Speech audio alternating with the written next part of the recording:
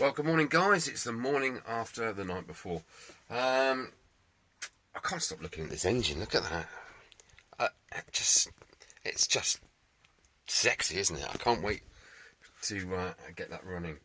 Yeah, the reed valves. I've just asked you guys previously about what to do with the reed valves. I've done a little bit of research, and I have found out that those valves that are sitting up are absolutely useless and they are not doing their job.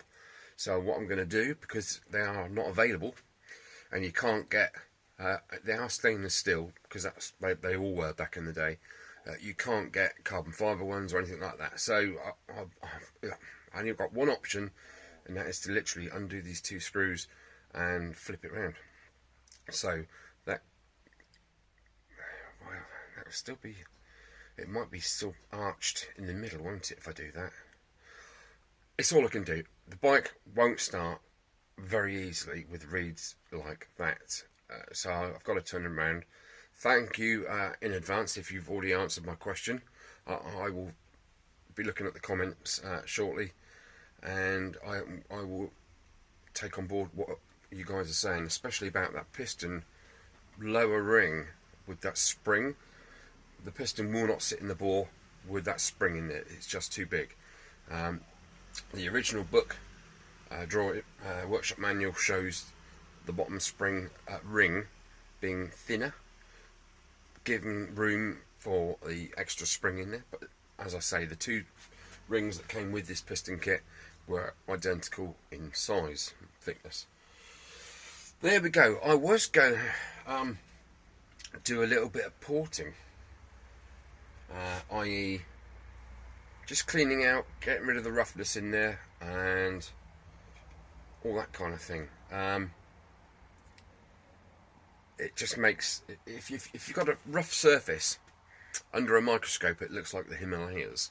If you've got a nice flat surface, there are no restrictions to restrict the flow of gas through a pipe or whatever. So what people do is they port and polish their intakes and exhaust manifolds. So it lessens the restriction of the flow of gases through, into and out of the engine. Hence, the whole thing is a lot more smoother, cleaner and quicker. But between you and me, I don't think I can handle that kind of power. If it's a sleeper, you know what I'm saying, FZ50 sleeper, at the traffic lights, woof, gone. I'm off up on my arse on the floor. There. Yes, darling. It's alright. Okay. So yeah, I mean the power output will be astronomical. Right, I've got lots of issues actually. Yeah, but not my issues. About the bike. My issues are okay at the moment, so that's good. The bike issues is this little beastie. This is the oil pump. It's driven via that gear there, directly from the crankshaft, and it transfers the drive via that keyway into this little pump unit, and oil feed comes in there, and oil goes out this tiny little pipe here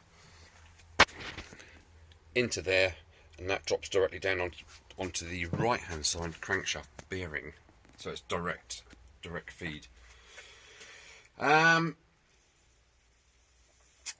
Yeah, there are two pipes coming off of the, no there isn't. So anyway, not getting confused, this purger or throttle, if you like, on the oil pump runs from the throttle. You just twist the throttle cable, it pulls the slider up on the carburetor to allow more fuel and air in, and also it pulls this along and opens up to allow more oil to flow through. So you have to get this exact. It has actually got a little marker on there, but as it sits, none of that is lined up. So I'm going to have to do some adjusting on the adjuster on the cable I don't. If you can see there, that is keyed, so you can't undo that nut and turn that plate round a bit to line the markers up. So you have to take up the slack with the adjuster. I get that. That's fine. But as we know, the engine originally was a non-runner. I'm going to say that because of the reed valves. For a start, they're absolutely crap. They need to. You wouldn't have got compression, or as much compression. You wouldn't have got vacuum, and you wouldn't have got start. So, also the right-hand engine bearing, it has had a lot of heat through it, and we could tell that from the state of the flipping piston, can't we? If we have a look at the piston again. Piston broke, man. It is proper burnt, isn't it? That's absolutely proper burnt. So, scored to death. Horrible, just a horrible piece of thing. So, was this oil pump delivering oil? I don't know. I did find yesterday, where is it? I've got it out somewhere. There's a little piece of pipe that runs from here to the engine block, a little black piece of pipe. I think there it is. That is well scabby, proper scabby. I'm going to put my lips on it now. Oh, it is relatively clear, but I'm going to give it a good clean in paraffin. But yeah, like I say, I don't know whether this thing is performing. I could, I suppose, make some sort of attachment up, put my battery drill onto there, run the feed in, and then see what happens out of this little outlet when I do the trigger on my battery drill and play around with this little gizmo to see if it is actually pumping. If it's not pumping, I'm literally going to just install this on the engine but not feed it, and I will pre-mix the fuel in the tank. My only thingy with that is, will that right hand bearing still get oil? It's a bit of a one, isn't it, really? I'm thinking it will, but not sure. So yeah, it's a bit complicated, isn't it? There's a lot to think about there. A, does this work? If it does, brilliant. Okay, but if it fails once the bike is going, it's gonna wreck the engine again, isn't it? A lot of people, I've been onto the moped forum online.com, and a lot of guys have just ditched this. They've put a plate over that aperture there where this sits, and they pre-mix. So I think I've answered my own question here, haven't I, about the pre-mix? There we go. Yeah, there is lots to do. Okay. Answers on a postcard. What do you think? Okay, well, again, like I say, I haven't the video's just uploaded episode 34. I haven't yet got to see your comments. Thank you if you've commented. Cheers, because that's what it's like. It's an interactive channel, this, isn't it? We all help each other out, which is fantastic. Okay, now, right, let's crack on. Another thing I wanted to talk about is silly little things, like the brake actuator here, which is controlled via that spline shaft there. Okay, now basically, I know this isn't the one. This is for there, but for installation purposes, once this pinion's in, I was gonna build up this side. I was going to put the brake shoes in, the springs, and all that. Put the plate on there, and finish that, and then put this on there. But as you can see, once that's in where it's supposed to be, that is nigh on impossible to get that on there. So, thinking outside the box, I've got to do that first. I've then got to put that over the splines to the groove, and I'm going to leave it lying flat on the floor there. So at least it's then on the shaft. Then I can push that in, rebuild all this rear brake mechanism, and then I can get that angle of dangle just right, because it will be there, won't it? So I can lift the lever up and then slide it on fully onto the splines exactly where I want it. It's little tiny little details like that that you can miss, can't you? You can have that all built up, you know, like, oh shit, I've got to take it all apart again. Yeah, so that's good. What else can I do? I can put this bracket on underneath the engine and install the main stand. But before I do that, I need to paint it, because on closer inspection, it's not up to my standard, is it? I do have rubber pad to go in there. So yeah, I think my first job today is to get that rear brake built up, then get a coat of paint on there. We'll try and test this pump to see if it actually does anything. I don't think it does. I think it failed. I've got the speeder drive spigot in there, all nicely. Look at that, beautiful. There's plenty of grease in there, so I can literally rebuild this as well. Got those shoes on there and that pivot pin in there also. Then we can build up the stator, which goes in there, doesn't it? I've learned a few things as well by going online. There is a little punch there. I'm going to have to go back over my early videos. I think I punched this, because there's another mark around here. That's the actual mark, which is supposed to line up with the mark in there. But I think I punched that, didn't I? And I punched the housing, because that's going to go back on exactly how it was. The guys on the web forum, they're on about advance and retarding the timing. Again, it's a whole new science for me personally with the two-stroke. Basically, they were saying if you retard the timing very, very slightly, you get more top-end speed, because it can rev higher, basically. And if you advance it, it does the opposite. But Google it, seriously, if you want to get in depth to all that kind of stuff. But I'm just going to leave it as it is, standard, with those marks lined up and my mark on there. That's how it's going to go back together. The trouble with fannying around with advance and retarding your timing to get that little bit 1 mile per hour gain is the engine runs hotter and they can, implode. So I don't see the point. If you've got a little 50cc scooter, it's a 50cc scooter. It's going to do 30, 35 miles an hour. They're trying to get up to 40 and 45 and all that. You're going to kill it. Okay. Right, so like I said, plenty to do. I think I'm going to start off with them reeds, just turn them round and see if I've got a flush fitting with them. Okay, wish me luck. Oh, catch your breath easy. Before I do any of that stuff I've just mentioned, I really need to carry on with this stand. Do you remember that stand?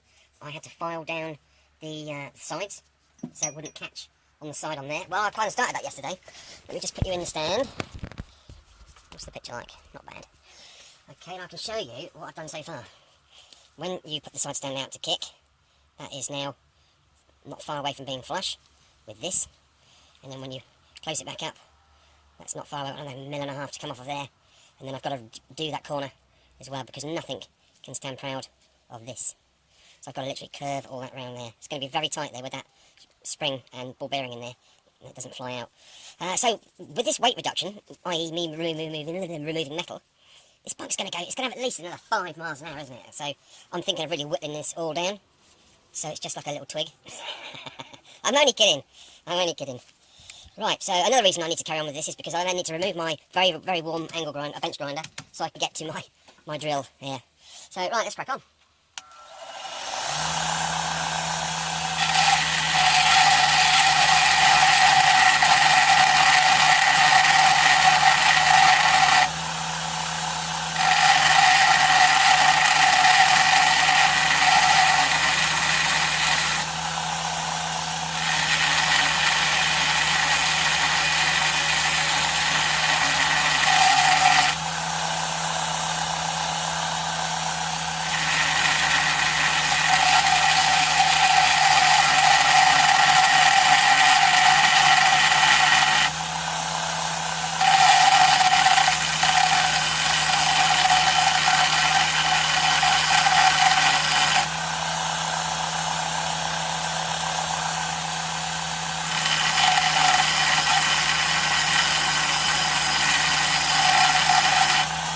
when the day bleeds into nightfall. Getting through it all, I left my guard down in the only general. I was kinda used to seeing someone you love.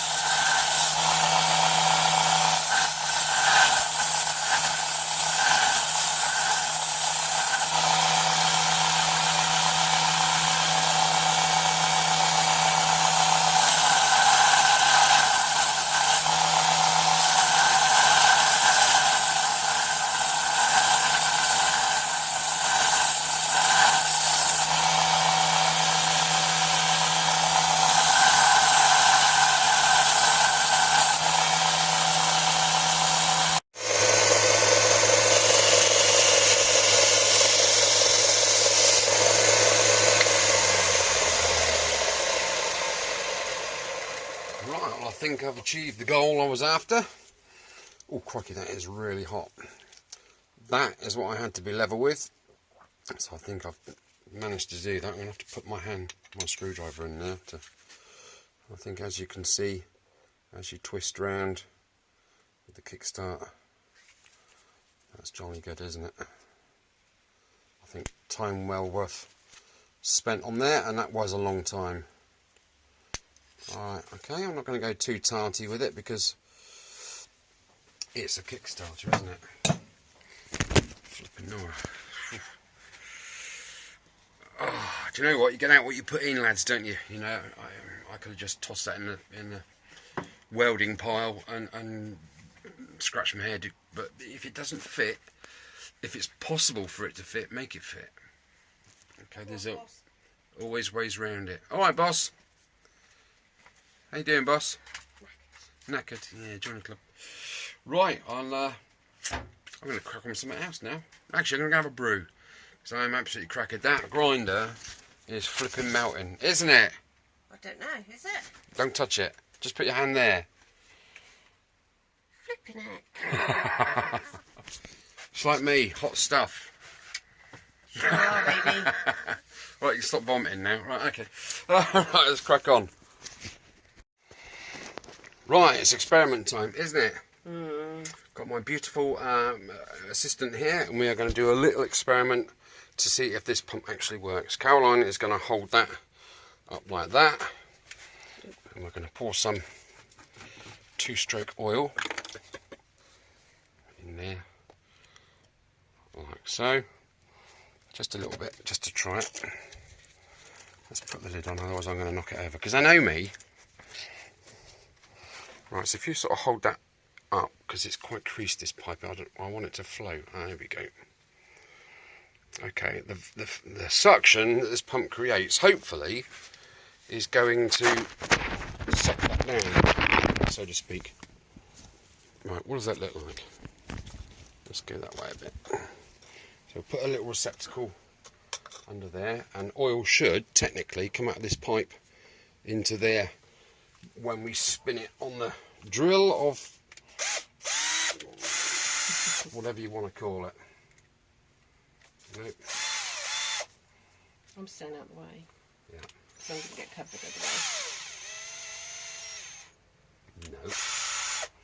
No. Can't get it in the hole, love. Yeah, right. So let the experiment commence. otherwise.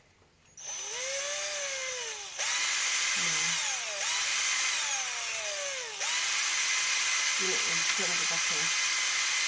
Hmm? You don't need to plunge it back in. Do I not need to what? Plunge it back in. What plunger? No, because it should. That's open to atmosphere, so it should suck it down.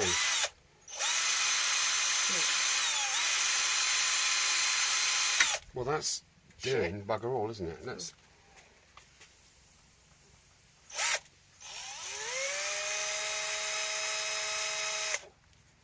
Hold that again. It's not working, is it?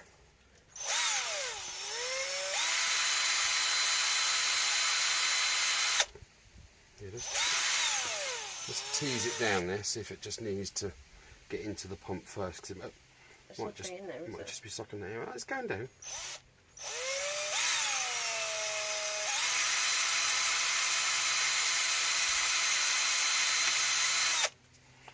How's it going?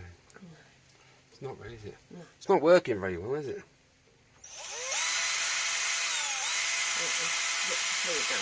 Yeah, no, that's making no attempt to suck there at all. Can you see that? It's just filling up that tube. Right, back to the drawing board. My suspicions were correct. Thank you, lovely helper. I don't know. Experiments, eh? Aren't they great? Right, but that really didn't go as to plan, did it? That was, well, it wasn't really overly unexpected, to be fair. I didn't hold out a lot for it because I did think that this might have been the cause for the bike seizure in the first place. So, great. All I need to do now is literally tear this down. So let's get into it. Piece of shit. Alright, let's get into this teardown. Let's see what happens.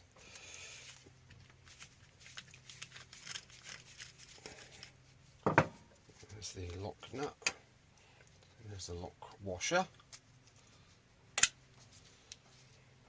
Right, there's a spring, nasty spring underneath there, so that's going to go twang, isn't it, when I pull that off? No misses. Pull it off. I can't pull it off. Okay, well, let's open up this end. Let's take out the prime screw first. See, technically, when the oil comes in, you should be able to bleed fluid off of this screw. Just to, obviously take the screw out, let the oil come out of there, and then there is a hole in that screw. So you unscrew it a little bit, let it come out of that hole, and then do it up to purge the air out of it, basically. Right, let's get into this, see what happens. See what's going on inside here. I don't think anything's going on, to be honest, but I mean, if it's a pump, there must be some sort of seal in here, yeah? You agree with that? I would. Right, I'm going to carefully take this plate off because I don't know what to expect under there. Okay, we have a seal. I need to have a really good look at that, because if that's cracked, it's just going to suck in air, isn't it, and not oil through that pipe there into the chamber. Right, so that's that one. We have a little plunger there. What does that do? Not a lot really. Let's put the light on.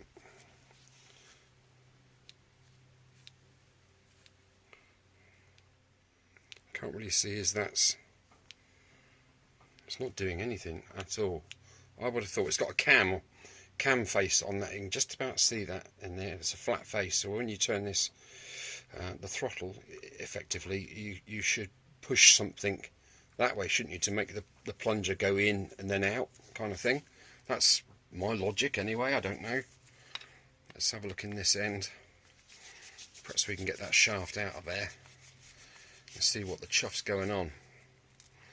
There's another one. Got my magnetic parts tray there, because you know what it's like. That spring, I don't want that happening again.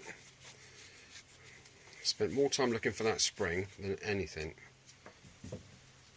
Right, let's take this panel off the end here. Okay, we have another seal. Okay, that makes sense. And we have a plunger of sorts. Okay, well that's that. See if I can get this out, perhaps.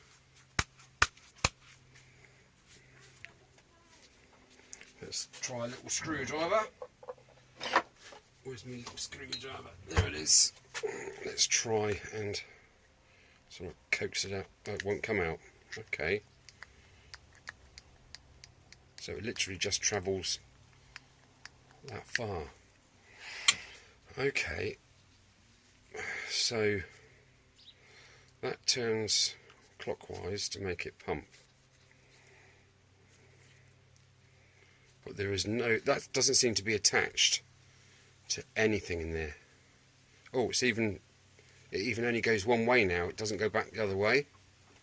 I don't know if that's a good thing or a bad thing. Okay, so it can only go clockwise. Right, let's take that spring off of there very carefully. Try and take the spring off of there, like so. Come on, off you get. No. It's not playing ball. Let's go. Right, that spring's off of there now. That's cool. I wonder if okay. So now I can take that plunger out of there. You see that cam on there now? Look, that flat face there. Okay, and there's also, oh crikey, there's like a double O-ring effect just there. Don't know if that's worn or not.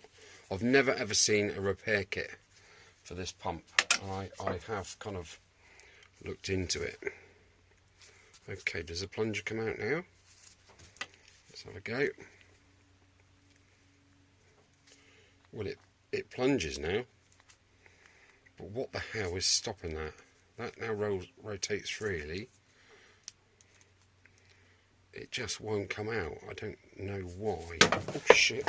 Well, that's going to do it a lot of good easy. Oh, smack it on the floor, son. Okay. Oh shit, belly butterfingers today. See, that's going both ways again now. It doesn't twist in there. Oh, that's... No. I don't know what's going on. Oh, we've got a little gap in there. A little tiny gap in there. I'm going to put my screwdriver in there and see what happens. Nothing, it just comes out the other side. Hey up! Now it has got these pressed in pins, which, you know, you push that brass ferrule type thing in there and then you push the pin, locks it in there. So that's not coming out, is it? What else have we got? Anything or nothing? That's literally it. I can't get that cam out there. I reckon if I take that little oil seal out of there, I reckon there's going to be a circlip in there, guys. What do you reckon? Stopping that doing its thing.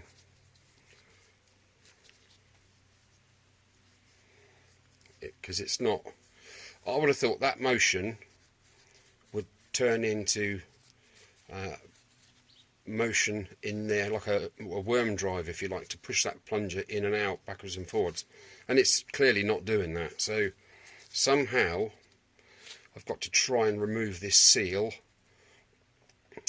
without damaging it, because I've never seen one that small, and I don't know that you can get them. I've never seen them. Right, I'm going to pause you there and see what I can do with this seal. Well, I've managed to get this little seal out of there. Don't ask me how, but I'd managed to get it out unscathed, so that is good.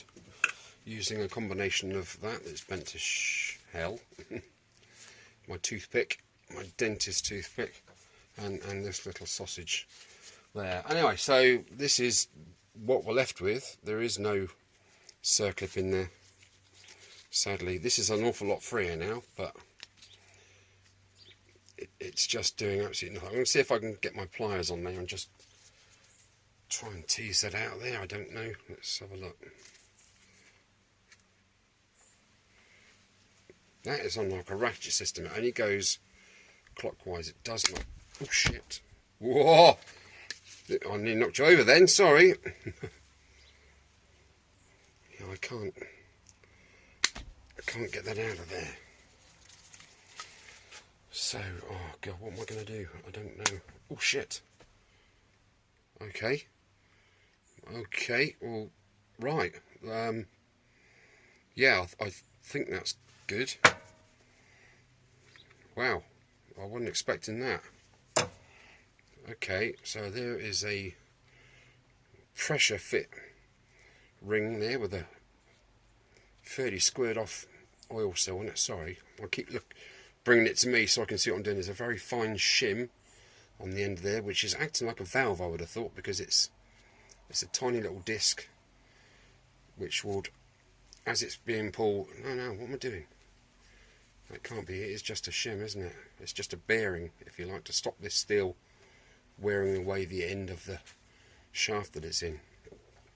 Okay, well, it's definitely a snail and cam affair. So there is the cam. It's looking a little bit on the worn side, isn't it? Okay, right, where do I go from here? Let's have a look. Let's get some clean paper on there to clean it up. Get my fingernail in the groove. So it's the same kind of drive that actually drives this shaft from the crankshaft. Yeah, there's definitely wear on there. There's definitely like a flat edge. Can you see that on there? It's like it's done its time, hasn't it? I don't know. But these are a hell of a lot of money to buy, these pumps, and they're only second hand at best. So that's not good news. So I can definitely replace that O-ring, and I'm going to have to put that in the vise to pop it back in there, I reckon. Okay, now let's take another look at this. I should be able to pop this shaft out now, shouldn't I? Yeah, here we go. Oh, I see. That's one half of it. You're seeing this for the first time, same as me, with a peg that goes in that receptacle there. Okay, so let's put it in line how it came out. And there's the second part of it. And that's that. It's all apart. So okay, so there's the snail side of the cam. Let me give that a good clean. I mean, at the end of the day, it's not really under any pressure as such, is it? And that doesn't look too bad. Okay, so that quite obviously goes and meshes in like that. So effectively, that is actually part. This is all one piece of steel. So that cam there doesn't twist. So that effectively would mesh in there and turn that, which would make this shaft rotate. So that's how it pumps. Okay. I still don't get what that achieves. Answers on a postcard. As that turns, that literally rotates that shaft. Okay, so how the hell does that pump? They're both driven. One's driven. That goes on the end of there, doesn't it? Like that, and then that goes like that. Right.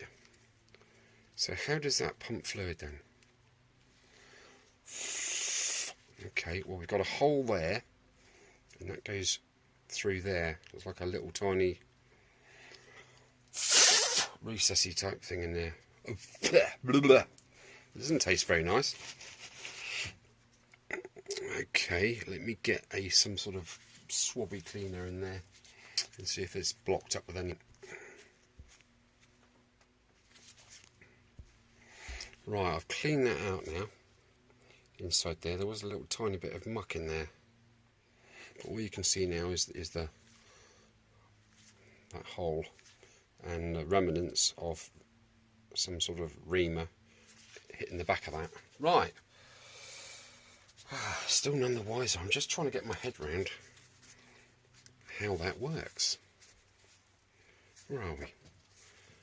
That goes on there, so that shaft spins, and with that peg there, that turns that shaft as well.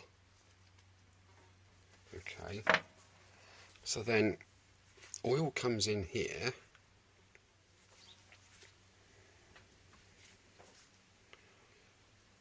And goes where? There's that cam that goes down in there, like so, with that seal on it, like that.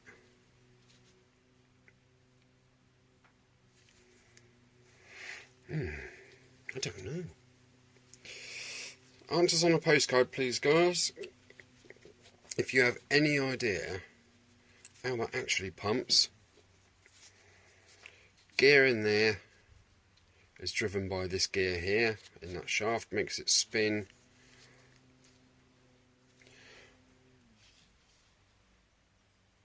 Well, for a start, I can't blow through there, and the hole comes out inside the cylinder there. See, I've just tried to blow through there and that's block solid.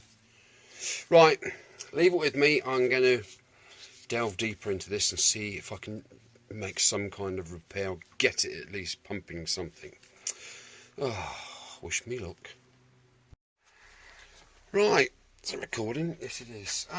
Well, I've kind of delved into this quite a lot actually, and I'm still none the wiser. Yes, I am. The reason that this poor little thing did not pump fluid from here out there, okay, is because this is a one-way valve, and the vacuum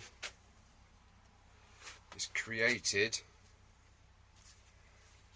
by the crank, that little brass, same one as these that's sitting in the crank housing there. So crank creates vacuum, that undoes valve. Okay, and yeah, that's the end of it, really. I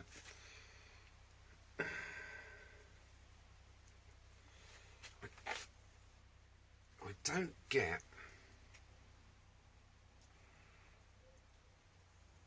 what are your thoughts on that. Let me just bring you over, okay? That sits on there, like so. That